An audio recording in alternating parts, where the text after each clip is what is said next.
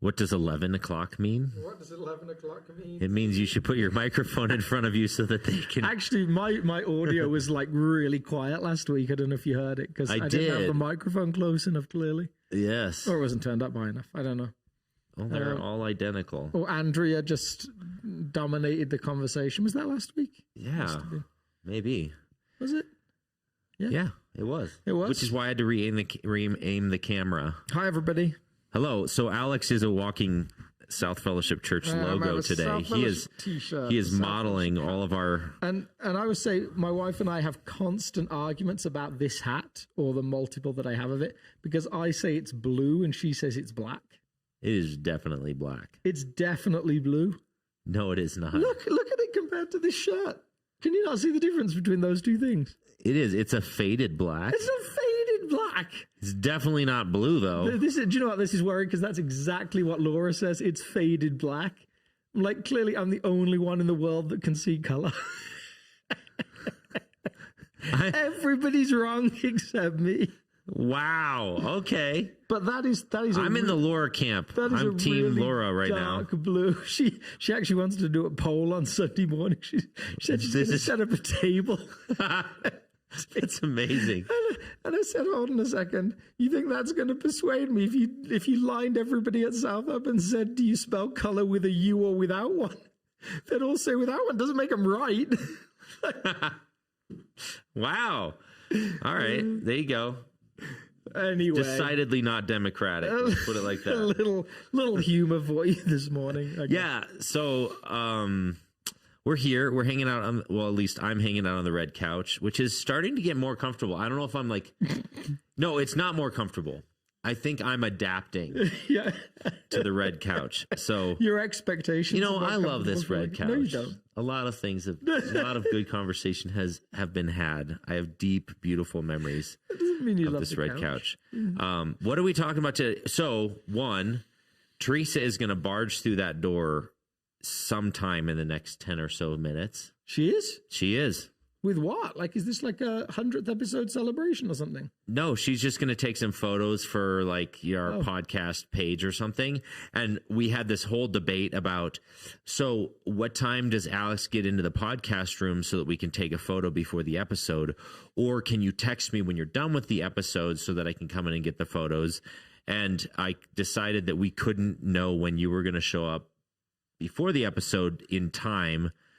Whoa. You mean like how early? Yeah, how early? I was going to say I'm always on time. No, you're always on time. But I didn't know if you had 10 minutes or 15 minutes, whatever. And then I was like, I'm definitely going to forget to text you after the episode because Alex is who he is and I am who I am. And so therefore I said, you know what, Teresa, our podcast is so casual. You can take the photos during the episode. Although she might get roped into some kind of regular role if she starts wandering in, like, I said all the meaty stuff of our podcast happens right around 20 minutes in. So don't interrupt us then, because then we might actually be saying something of substance. Watch it now, like suddenly flow into like serious stuff. So we at South wrapped up a relationship series. We did. The week before last. Yeah. And fascinating questions from that, and fascinating, like, just to see where different people were at. I had some great conversations with people that said, oh, yeah, you're not going to let us get complacent, at least. Yeah, totally. Do you want to go into the question from last week first, and then we can dive into this last? We definitely could do that. Yeah. But then we might get all deep, and that's what I'm saying. That's a fear, but I think we've opened I'm so scared. Pandora's box. Such a fear. Yeah. No, okay. All right, we're going to do that. So this is a question that someone submitted, and it's a great question. Yeah, so I'm going to see if I can read selections from it. Anonymous submitted, I have attended your church a couple of times and listened to your sermons, starting with the Jeremiah series and including the relationship married one recently. I have a friend going through a nasty divorce with an abusive man and is keeping and it kept coming into my head during the sermons. How would they make her feel? Her husband's is guilting her, telling her every day I think that was a misspelling there or something or typo. But he's guilting her into trying to stay. Don't rip their family apart, but he's also a narcissist and abusive. Basically, he says, I support her, but basically, how would this sermon series make her feel if she'd suddenly like showed up at church? She's been inviting her to South, and what happens if she shows up during this marriage series, and then we're talking about divorce and marriage and all this stuff? How would she feel? Why didn't you add onto your sermon an addition for abusive behavior? 1 in 4 women are abused, so I felt like it's a topic worth bringing up during the marriage sermon series. There's some brilliant questions there, and I love that. Man, she came to church in a Jeremiah series and she stayed.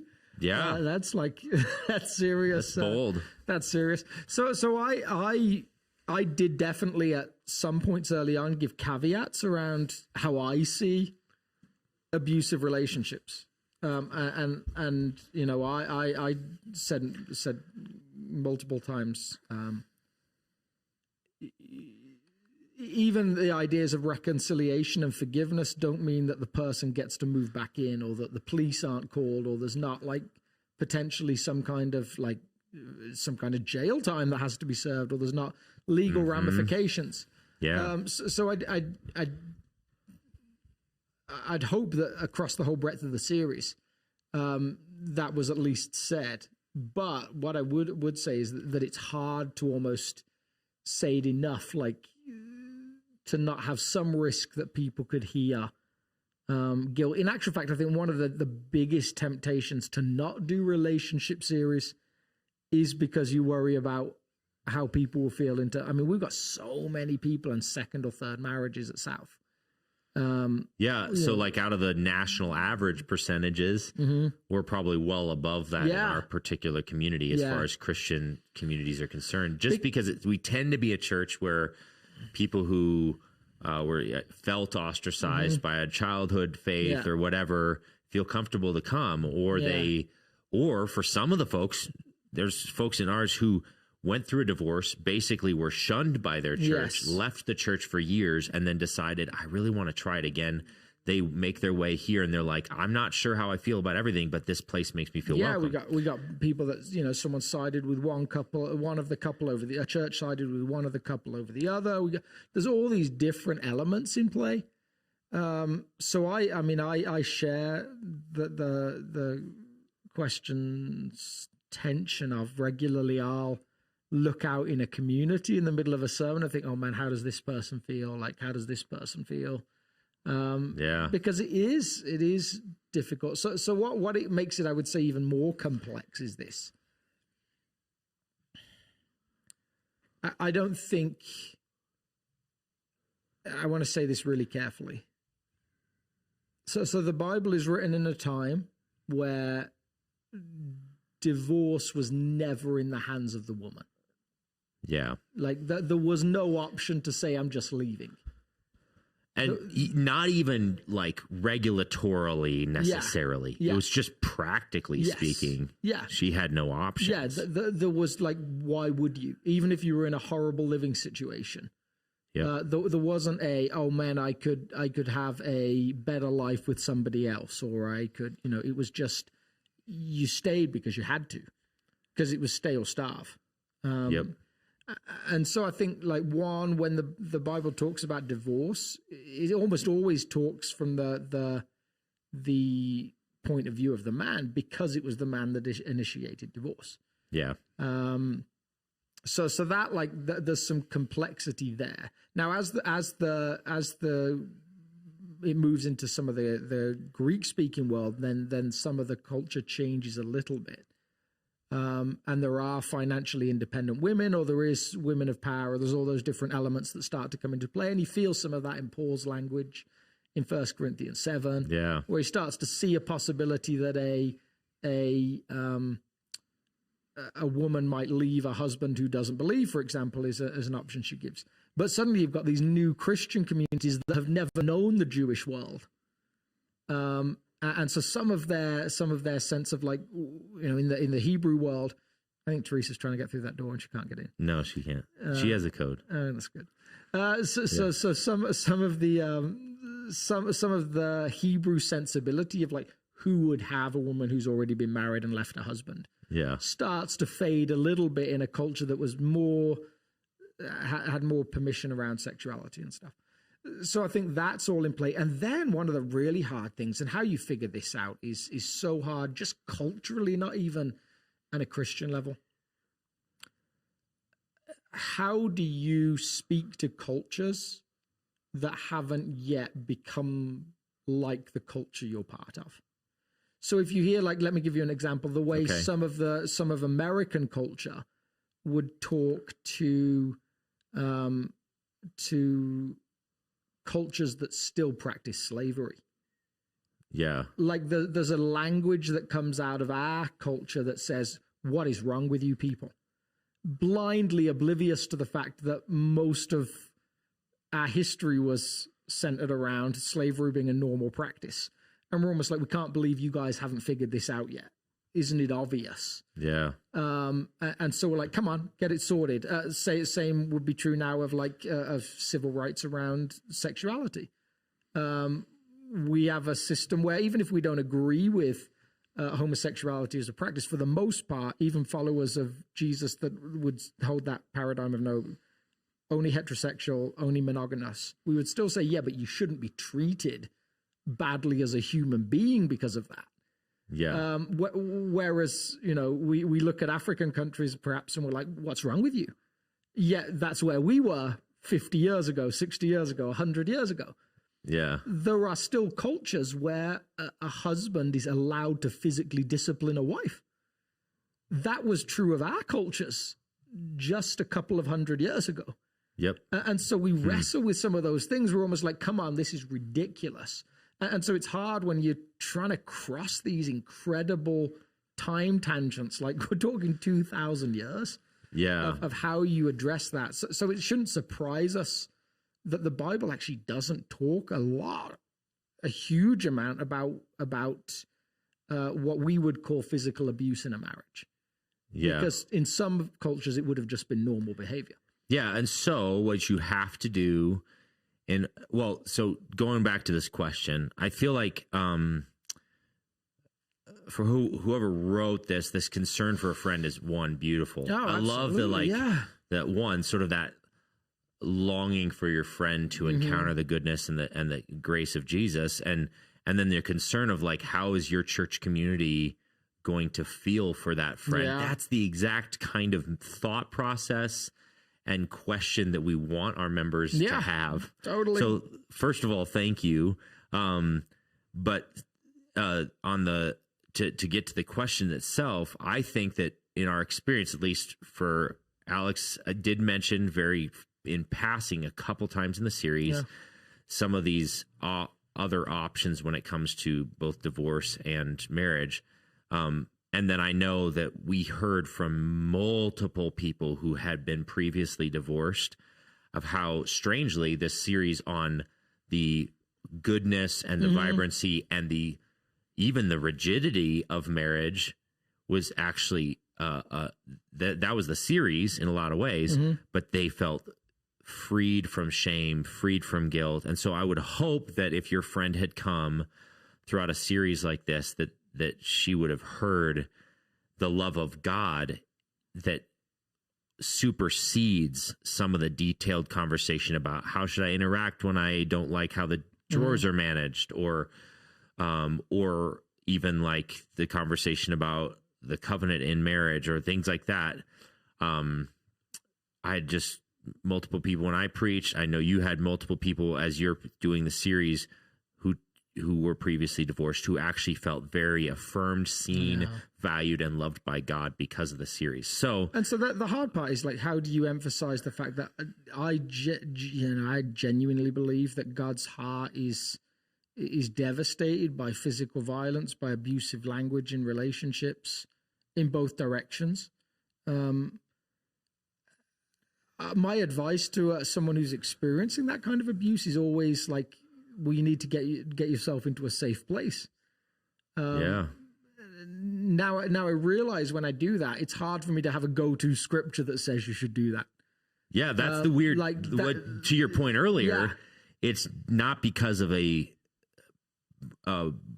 chapter and verse. It's like usually a heart of God and the protection and God's priority for the weak, the abused, the marginalized is so clear in Scripture that you start to say, I suspect that if Jesus was here, this is what he would say. But that's a trajectory hermeneutic. It's not a chapter and verse hermeneutic. Yeah, so I think there's that like tension. And there she is. There she is. She burst through the door. And we'll finish the question in just a moment, but I guess we're going to do glam shots now.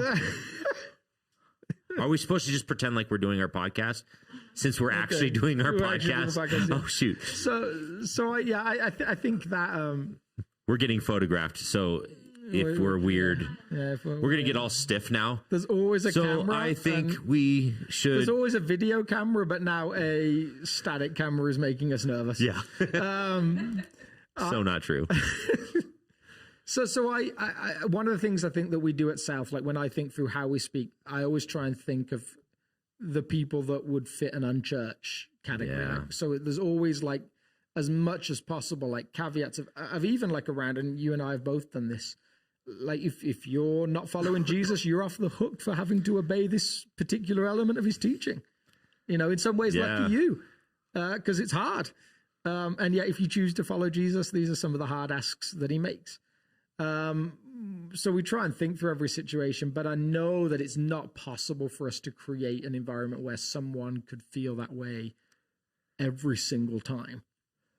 In every single moment, because life is hard and it is easy to have that sense of like guilt around different things. Yeah. Even if it's not appropriate. So to maybe just close the loop on this question, one, we're so glad you're thinking this way. Yeah. But two, think about Alex as he's prepping a sermon. He's having these exact same thoughts as he's prepping his sermons, and these same concerns for those who might walk in through our doors. And to some extent, when you have to just look at a passage, teach that passage, and then you have to relinquish a ton of the control to the Holy Spirit. Say, Spirit, you need to have this land heavy on some and with such tenderness on others. And I know every time I preach, I feel this terror because I don't want to relinquish control to the Spirit for that. I felt so much heaviness when I preached in this series because of that. Because I was like, I'm going to try and elevate the validity of marriage.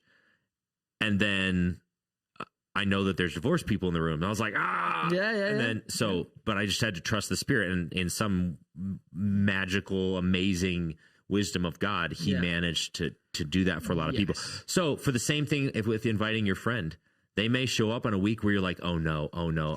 And then the Spirit shows up and says something to your friend that you're like, really? You got that out of that message? It's so challenging. I mean, I've been in those situations. I've been in environments where I've gone to church with a friend who's homosexual, and the sermon's on homosexuality, and I'm like literally trying to dive under the seat with just like, how is this going to come across? How is this going to be felt? I remember bringing friends to my old church back in England, and that week someone jumped up on stage and grabbed the microphone off the associate pastor and started giving this weird like rant about how in 14 days God was going to remove the church leadership from power, and it was going to be all like, whatever.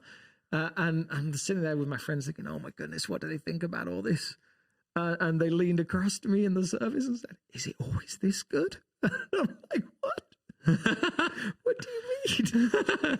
Like, as in like a theater type production? Yeah.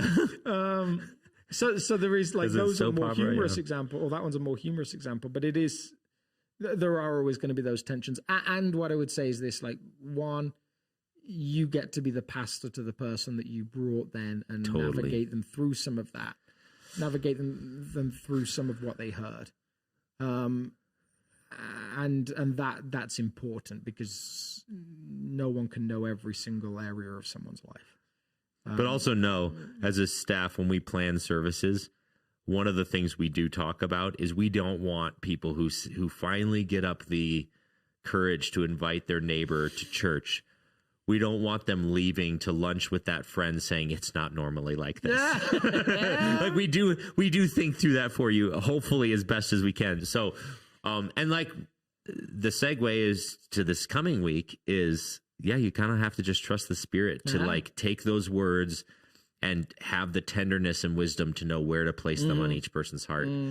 So speaking of the Spirit, working through that with your do you see what I did there? Yeah, I like it. Segue. It was a little bit choppy, let's be honest, but I tried. Yeah, we cut quick and hard. I feel like we're supposed to ramble for a minute now because we're moving into this week's episode. But we can't. We don't have time for that. Yeah. So we did. Well, one, perhaps the ramble or the joy is as part of our traditions that we've done over the last few years for Pentecost. We've done baptisms. Oh yeah. So that was like a huge part of our service, which is fascinating as a preacher because you're kind of prepping and I've said before, probably on here and certainly in staff settings, I feel like the sermon has gathered a weight on it in this day and age that it was never supposed to have. Like it has to be perfect oratory. I feel that way about the music. Yeah, that's probably fair. Yeah, I can totally see that. That's funny.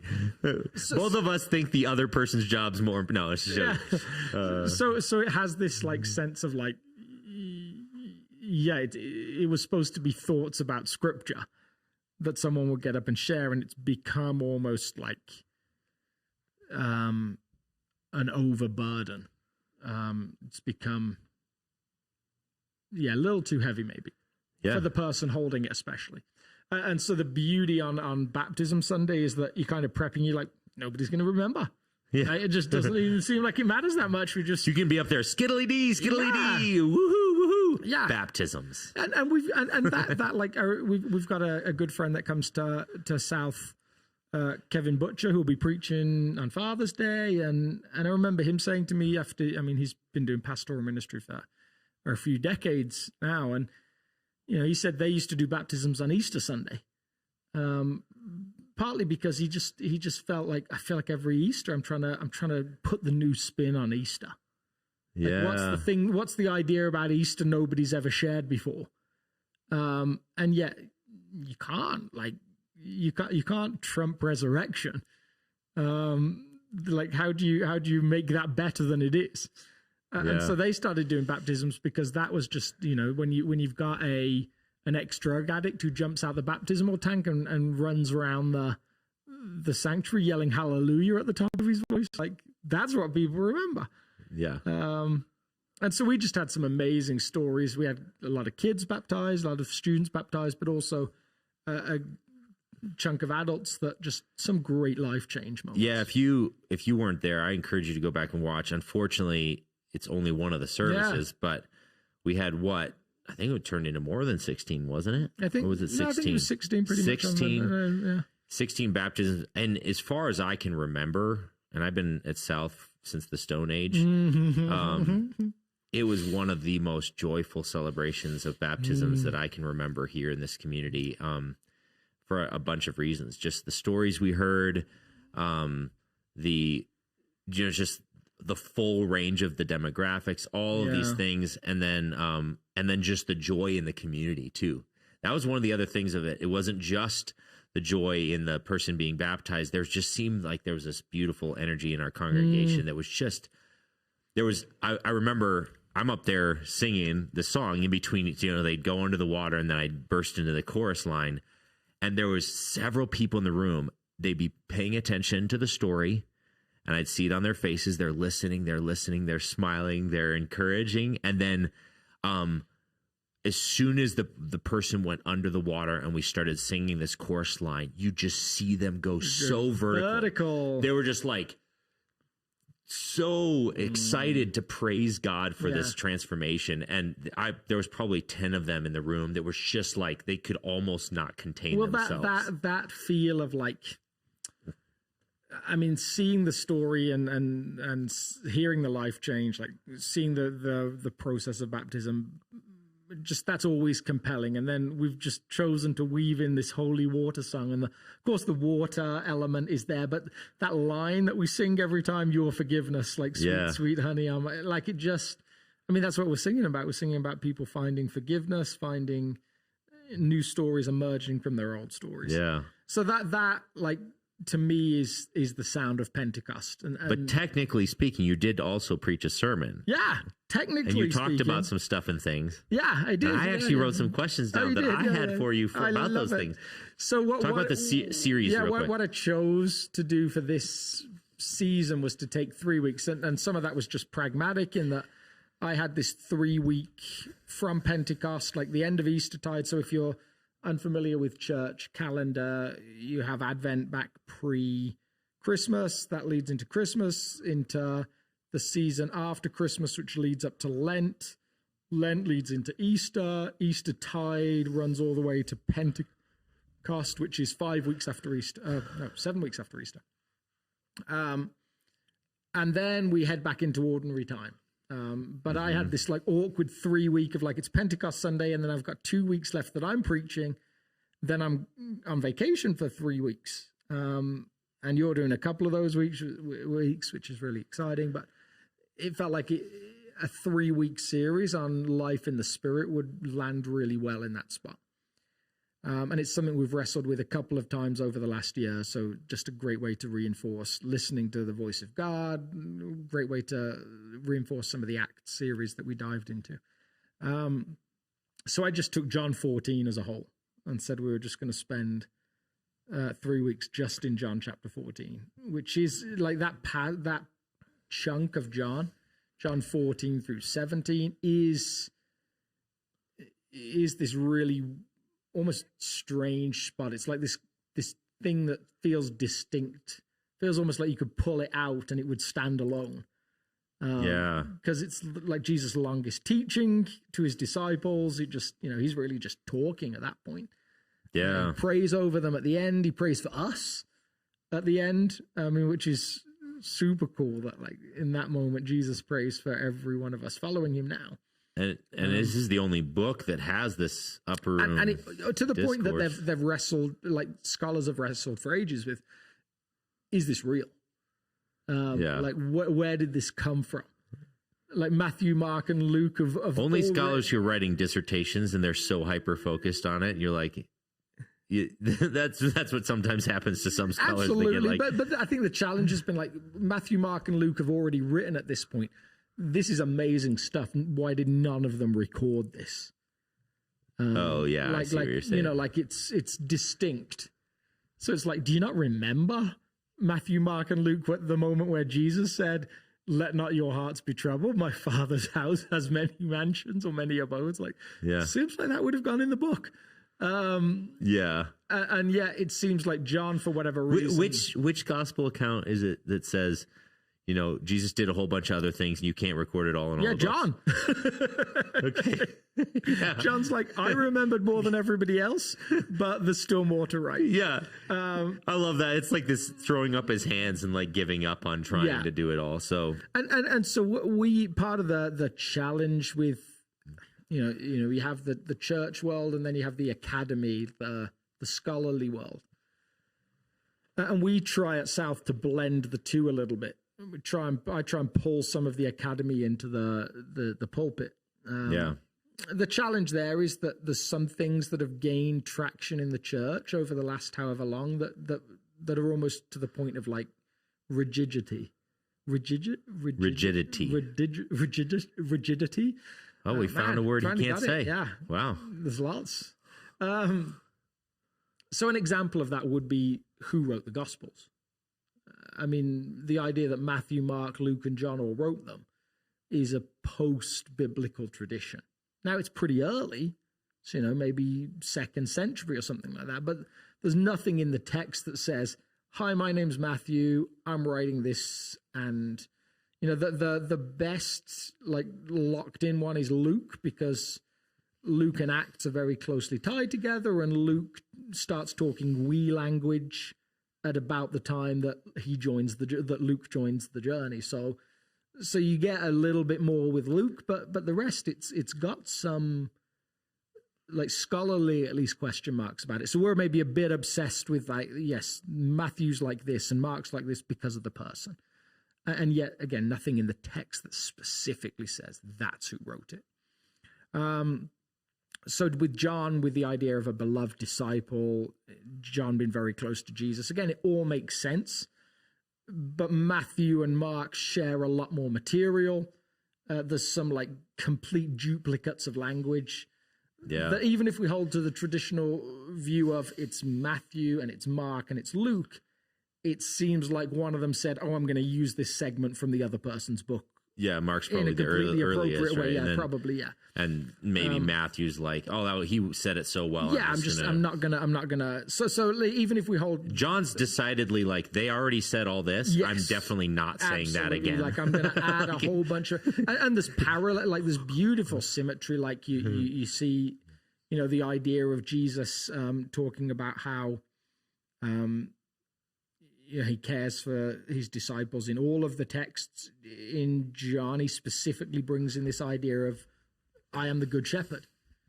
It's never as clear in the others, Yeah. but you see him act in that way. And he says things like, you know, they'll scatter, they'll attack the shepherd and the sheep will be scattered. Yep.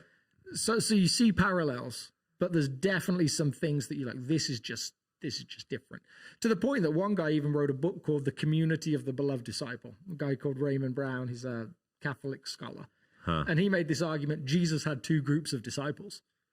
That was like his suggestion. Now when you read the preface of the book, he says, if you believe 60% of what I say, I'll be happy. And I'm like, I might get to 20% of what you say, like maybe 15, but he's definitely stretching it out there. But his view is, there's just different stuff here.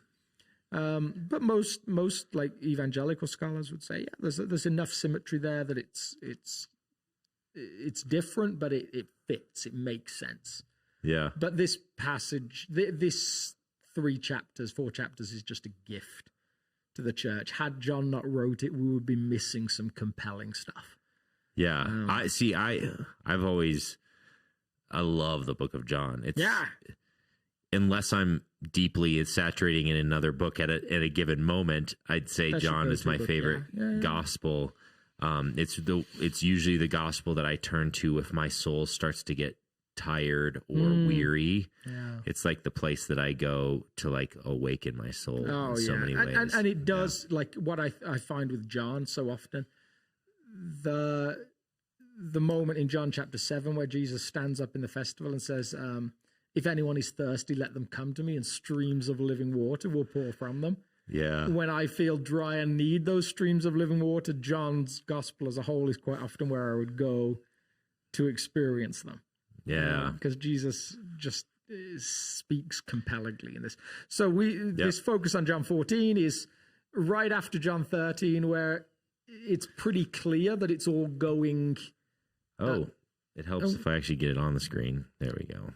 Yeah, in chapter 13, it's all clearly going in a direction that you might say wasn't expected and is certainly not hoped for. Yeah, so he ends 13 with this like,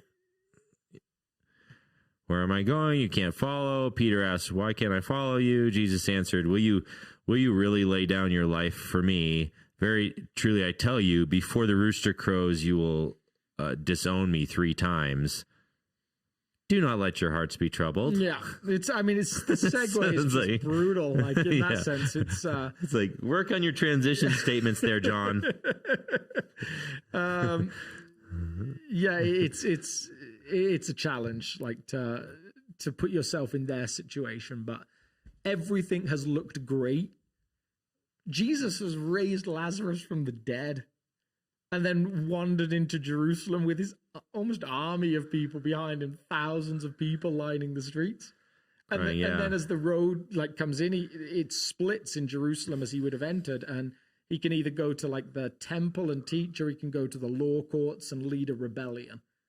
And there's enough disciples that land in that zealot group that would say, yes, this is where we're going. Let's go rebellion. Let's go overthrow the Romans and take our country back. And he goes to the courts, and then like his Passover night, there's this there's this conversation, or pre-Passover, there's this conversation where Jesus starts to talk in a slightly different way about his impending death and resurrection. There's the Last Supper. This is my blood shed for you. There's the uncomfortable, when they're in the middle of arguing about who's the greatest, moment where he's like, yeah, wash each other's feet. There's just enough for the disciples that's like, this is different now. This isn't what we were here for necessarily. Like, it was better when you were a king coming in to be crowned. Remember yesterday when everything was just awesome? the other day. And now he makes this shift to say, yeah, I'm going, you can't come with me, which I think it's hard for us to put into any sense like that we've experienced, like, because we haven't experienced that for most of us. Yeah. Like if you've had a parent leave perhaps, and they're not coming back, that might be it. Or so I heard a fascinating story the other day about a kid who was devastated because Alexa, the Amazon thing was taken to the moon, and the parent was telling the kid, like, oh, you can ask Alexa about her trip to the moon. And so if you asked her at the time, she would say, oh yeah, I'm going to the moon. And he was still struggling with his framework of like Alexa's like everywhere or on all these different devices, not just one person. Oh, so it's like, Alexa's leaving us. Life's going to be awful. We're not going to be able to be like, Alexa, can you do this? Or Alexa, can you tell us this? And so like that's just a ridiculous example of what these disciples felt when Jesus, who's been so competent and comfortable in every situation, who's seems like he has everything under control, and then he says he's now saying, I'm leaving. And then this, do not let your hearts be troubled, is hard for them to grasp, surely. Yeah, but you actually explain a little bit more about this statement. They probably also thought very differently about that statement, that I'm leaving, right? Well, certainly the when he starts to get into my Father's house. Yes. There's very clearly some ties to this Jewish idea of marriage. The Beitav. Yeah, and so his language is really similar to how a bridegroom would speak to his future bride, that he would come, there would be the betrothal, the union would be sealed in that moment, even though there's no sex involved, there's no living together involved. He would go and start building, and then one day, about a year later, would come back and say, okay, it's ready. And in a somewhat uncomfortable way for us, he would bring all his wedding party, and they would go into the bridal chamber, like with all the wedding party outside the door, which is actually true of a lot of nations still, or a lot of ancient like cultures that tend to focus on how important that first physical union is. So this language is just so similar. So question, this is a series about the Holy Spirit and the relationship with the Spirit. How does this conversation about Jesus' departure move us into this conversation about the Spirit? So I think because the question so far has lurked around like, I'm not going to be here, but there's a place I'm making for you. I will come back and get you. The lurking question that's never stated is what happens in between. So like, what happens until then? Yeah. Essentially it's, you're leaving us. Yes. You're coming back. Great.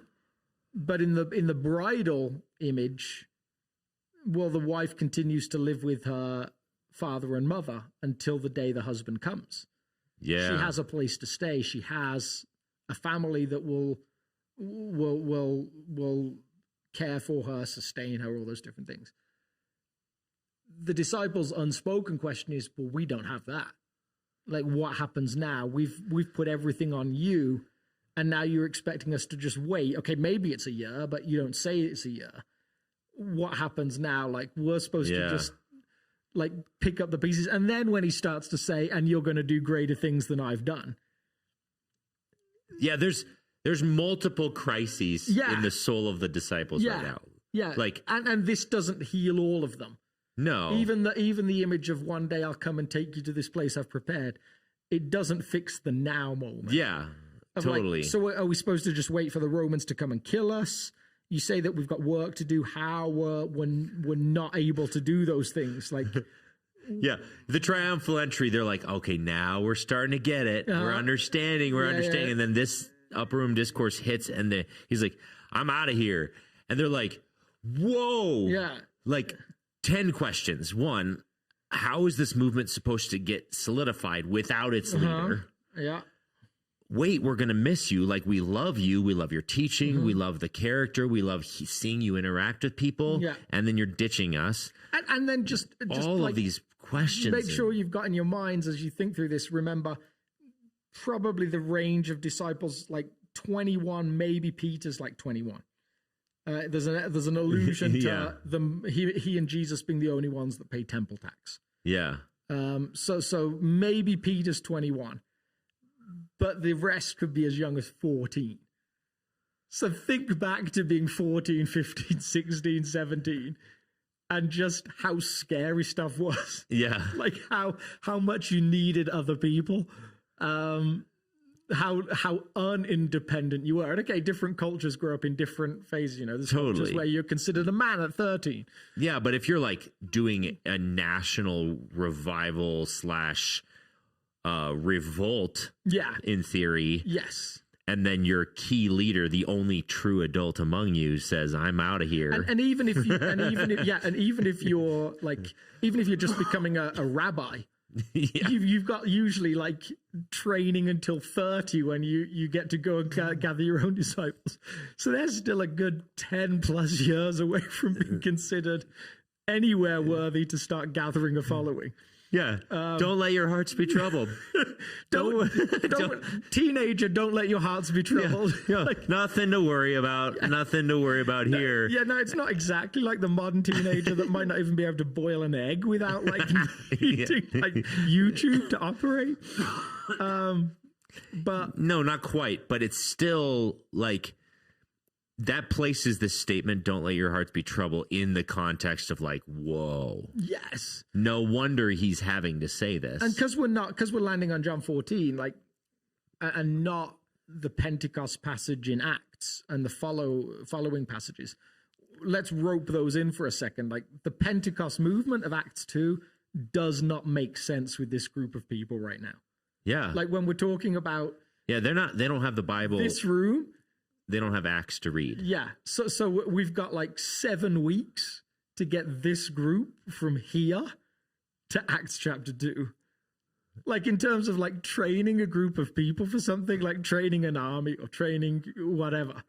Like, a rabbi training anything. There is no shift naturally that is possible, especially as Jesus will be out of the picture in about 14 hours. You know, he won't be there physically present with them. At least for a few days. But even afterwards, it's like he's there and he's in and he's out. It's still sporadic. Totally. So like to read the birth of the church on just a sociological level of like, oh, Jesus died, they hid the body, and then they just started a church.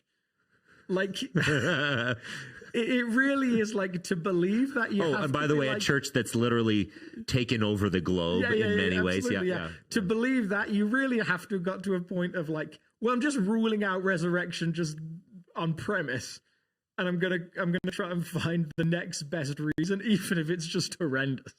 Yeah. Like it's like no serious sociologist thinks this is possible. Unless they've already just decided resurrection's a no deal thing. It never happened.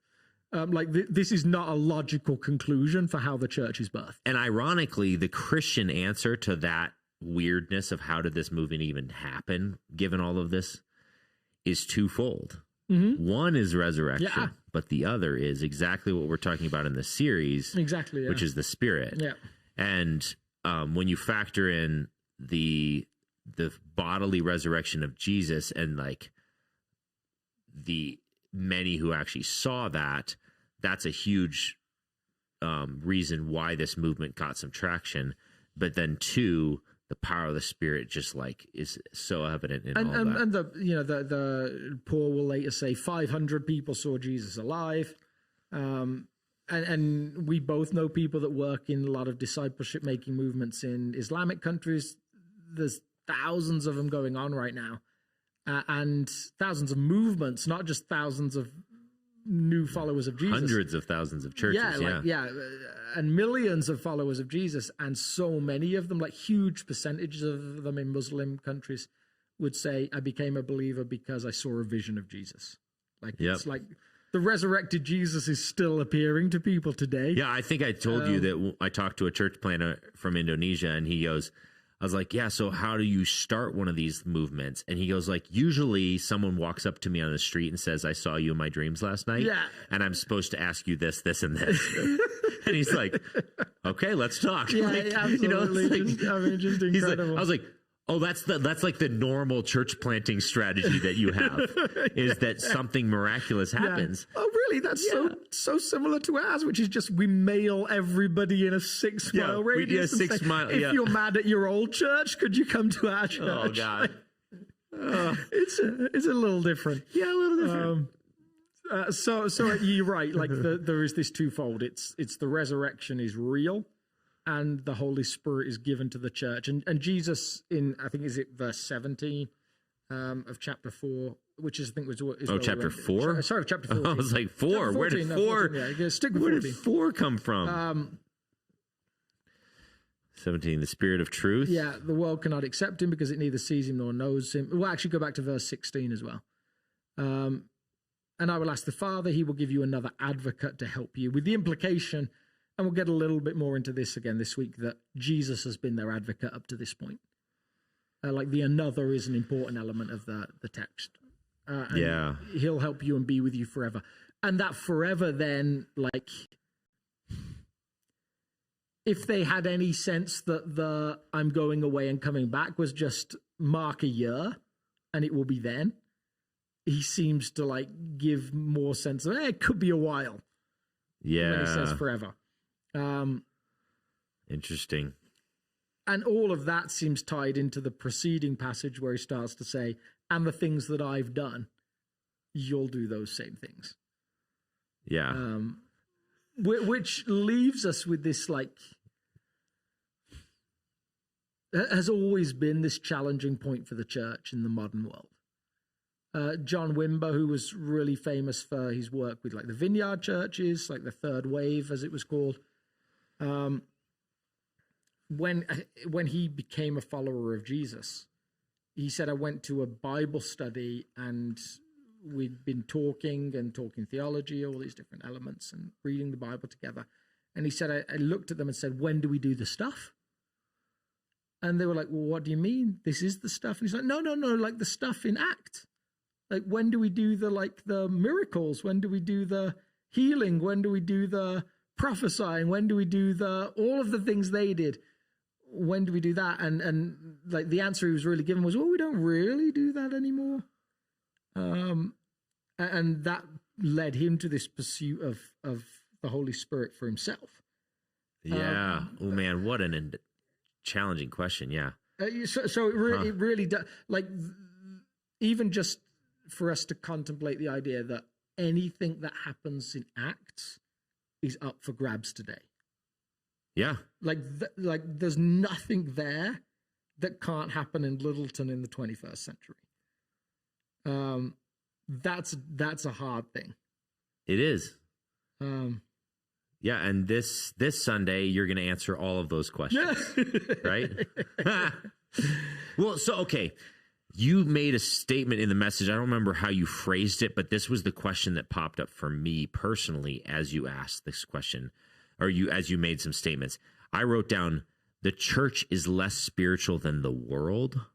Well, potentially. Why? Because you made this statement that, like, it seems like, there was this movement, the scientific revolution, and all this stuff took place in the United States and in the Western world. And because of that, there was a move away from spiritual things more towards this, like, quote unquote, concrete. Can you measure, scientific method? Can you measure it? Can you observe it? Can you whatever? And if you can't do that, it's not real. So there was maybe a move away from spirituality in the secular world during that season. Yeah. And it's like, and now it seems like that sentiment has gotten into the church, and we're carrying the mantle of slightly less spiritual, less supernatural. Like we talk about it all the time, but don't experience it very much. And then now there's this pendulum swing back in secular society towards spiritual things and towards yoga and like God is in everything and all of these different spiritual things. So you made some like passing comment. I was like, oh my gosh, is the world more spiritually minded than most churches? I think, like, yes, you're right in that there's this movement that you could call modernism broadly around industrial revolution and then philosophical arguments. So really like there's this shift with Immanuel Kant around or away from the idea that you can know something by direct experience. Like there's this shift to like what's provable and what's like subjectivity is evil in this framework. Yeah. And so it pushes us more and more into like what's observable, what can be proven intellectually, all those different elements. So I think that is true to a degree. I don't know if it's the only cause of this problem, because so what I would say is that, and I think I said this on Sunday, there's been this bizarre shift where the American church has to a degree rejected intellectualism and rejected spirituality. And I'm going to use that as a broad term for experience. And we've made our battleground ethical politics. Oh, like we've made like our like stand like what's ethical behavior and how can we legislate it. And I'm not saying the ethics are wrong. I don't know. I just get really sad. Yeah. I mean, it is sad. Like, so the ethics are right, potentially. I mean, yeah, maybe like not even if they are right, are they the priority that we should have? But what we've said is like the way that we're going to win this culture war, and I think we're comfortable now with language of like, it is a culture war. Yeah. So we've said like, we want people to behave in a Christian way. And we're going to hold like, and really what we mean by that is like, we felt like there were some ethics maybe 50 years ago that were more where we wanted them to be, maybe 60 years ago, maybe 70 years ago, who knows the date. It's always the 50s. The 50s were the good old days. Yeah. So even if we weren't alive then, and there's not many people now that could say they have an adult memory of the 50s. Yeah. Like my dad's 70 and he was born but in 52. You watched movies about it and it was like so it's Leave It to Beaver, it's like morality, Lucy, it's like all of this like goodness and everyone's happy and everything's good and beautiful and the economy's amazing and that was the good old days. Let's go back there. Yeah, and I mean I'm sure there are aspects that were delightful. Like I don't know, I wasn't there. But our way of getting there has been centered a little bit more around the ethics and the politics. How we can legislate it. So that's led us to reject intellectualism because by nature, based on a lot of stuff in the 70s in Chicago, intellectualism makes us question the Bible. So if you read the Bible with an intellectual mind, where you're questioning like the Word of God and so anyone that brought any sense of questions to the Bible was perceived as the textual criticism wave. Exactly. You're supposed to read it and accept it. Not bring anything to it, even though you have to bring a lens to it because you just do by nature. Yeah. You can't avoid it. You either have a lens that you know or a lens that you don't know. Yeah. So you've got that whole piece going on that rejects intellectualism. And then you've got the whole spiritual piece that says, well, like that's, uncertain. How can we know that? That can lead to some weird places. And so, yes, bizarrely, we do now end up in a place where the rest of the world outside the church is far more comfortable with the idea that this spiritual world can be accessed. And even changed. Yeah. And so, yes, there's a movement towards language like, I'm not religious, I'm spiritual. Oh, yeah. Which does potentially have the undercurrent in it of, and the church isn't really spiritual. and certainly like anecdotally has people that say, yes, I went to the church and didn't find anything spiritual. And so this is a bizarre anecdotal story that I don't even know if it's necessarily helpful, but we'll go there for a second. We at the church I was at in England had a Satanist walk into the church. Yeah. And he said, I am a high-level Satanist. I've been involved in this for years. I have never met someone in church who has power like I would say I have. I'm like, ouch. Like, that's... Yeah. What do you mean by that? And he said, every church I go to, no one sees me for who I am. He said, I've been to churches just to see what's going on there, and they've asked me to run alpha courses. Like, because I dress nice, I wear a suit, and I know, like, the language that's used and stuff. And you're like, oh my goodness, like, what does that mean? I don't know, but it's, like, just fascinating in terms of this is a person who believes the spiritual world is deeply real. Yeah. Can actually be accessed and can actually be changed. And he's going to churches and seeing no elements that recognize those things.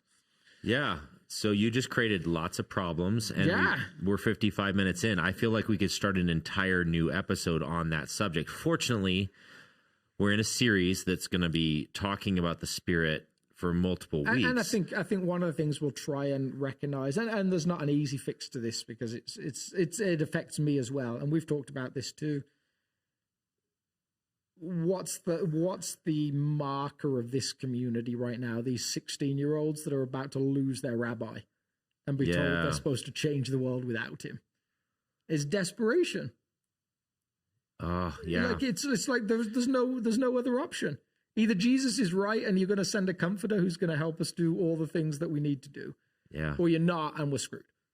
And our view, and I would say this honestly as a pastor of a church, is I'm also thinking about the extracurricular activities my kids have this week, and making car payments and 401k contributions and all of these different things. And should I put new windows in my house? And ... There's so much other stuff floating around. Desperation in a climate that is centered around or relatively affluent. Yeah, comfort, convenience, safety, security. It's really hard to feel desperate. It's really hard. I don't know how you create that. Yeah. Leaning and surrendering to the power of the Spirit and to the kingdom of God it's so easy to become an afterthought in our culture. Mm-hmm. And that's why following Jesus and advocating for his kingdom is maybe as hard to do here as in any highly anti-Christian environment. Bizarrely, not because we're going to get killed for our faith. Mm-hmm. It's like martyrdom in the physical body sense is not at stake, but it's because we have a martyrdom of like it's more like in other countries, God says, okay, here's a Christian, I'm going to take him out with like martyrdom. Yeah. And in this culture, Satan's like, no, instead I'm going to play my little flute and I'm going to lull you to sleep. Why'd you need soldiers to come and kill you when the suburbs can kill you? Oh, like, I mean, like, yeah, I don't have time to like pray with urgency. And why would I? Because I actually, the weather's nice. I'm going to go for a walk. Yeah, it's so what I think, and we'll try. I'm moving to a different country. Yeah. No, sorry. What I think I'm going to try and push us towards, and like as a community, what we'll try and land towards is, well, what are some things you can do to say, I'm choosing a different way? Like, it doesn't mean that you move house necessarily, but so there's some examples, like extreme generosity is one of those examples. One of those things that says, for no reason, I'm going to choose less. It's one of those things that can actually start to pull you out of the malaise. Take the tentacles of culture and say, and rip them from you and say, no, I'm going to do something different. Yeah, because there is a problem that the more stuff you have, the less joy you get from the next thing. Yeah. So when you've got 5 TVs, what does 6 really make you feel better? like it starts to become an addiction that you're just entering into without any particular reason for it. Wow. And so there's got to be intentional practices that say, no, I'm going to move from that, and I'm going to intentionally create things around me that help me step out of it. Wow. And so, yeah, I don't know how I don't know how it all shakes out, but it's complicated. Well, I feel like, and I don't know, my hunch is some of our listeners, if they are still listening all the way an hour in, feel like you've created 10 times the amount of questions than we started with. Yeah. And I'm excited for the series. Me too. And God help us. That's a great phrase, yeah. Spirit, help us to figure out some of this, because, and maybe that's just even a prayer now, that Spirit, that you would lead us through this conversation as a community, because we need your power to like wake us up in some special way. And would you use the series to do that? Well, thanks for tuning in. I feel like I want to start a whole nother episode right now. I have so many questions for you. I have so many questions for me. I think I asked one question. I had like 4 bullet points. I asked one question and it turned to that. Do we feel like, in a spirit, because the gospel is too, we're going to have to do that later. We don't have time. Yeah. We don't have time. Absolutely. That was the best question ever, and I'm just not even going to read it. I'm just joking. All right, see y'all. See you guys. See, will I find the button, and goodbye.